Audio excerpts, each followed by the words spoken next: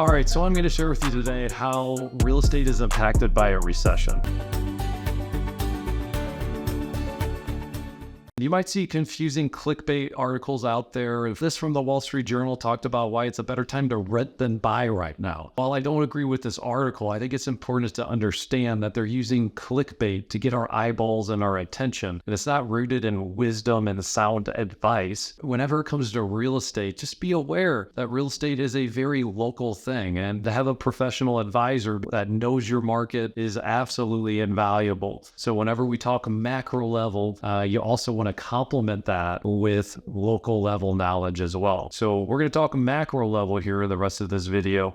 So make sure you take this information and then also get some local advice. So earlier in my career, young Jim, I thought that there was a correlation between what the economy was doing versus what real estate was doing. And the logic's really simple. If you don't have a job, you don't have money to buy a house. And if you don't have money to buy a house, you can't buy a house. And if there's less buyers, then that means home prices are going to go down because there's less buyers in the market, right? So while that makes sense, there's only one problem with that. The data doesn't support it. And so we have some data from the 1980s on 6 recessions that happened from 1980 to 2020. And during those 6 recessions, home prices appreciated 4 of those 6 times, and they depreciated 2 of those 6 times. So sometimes home prices go up, sometimes they go down. There's not a direct correlation between what real estate and home prices is going to do and what the overall economy is going to do. So how can this be? I mean, young Jim, I'd like to be right, and my ego tells me I should be right, but what was I doing and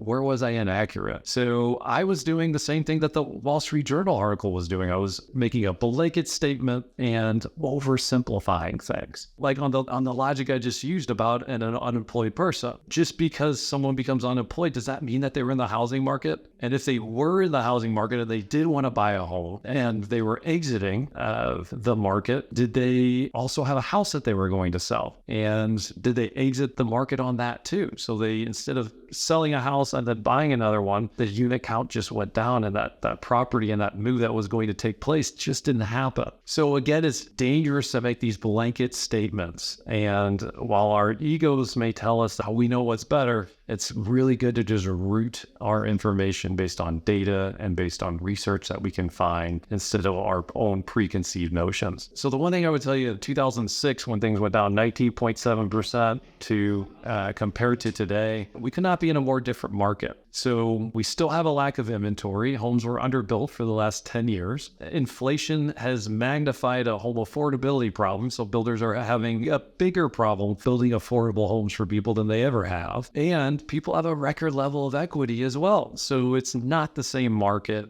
Single family homes is looking really strong on a macro level for the foreseeable future. And it's looking like a great investment during this uncertain economic times.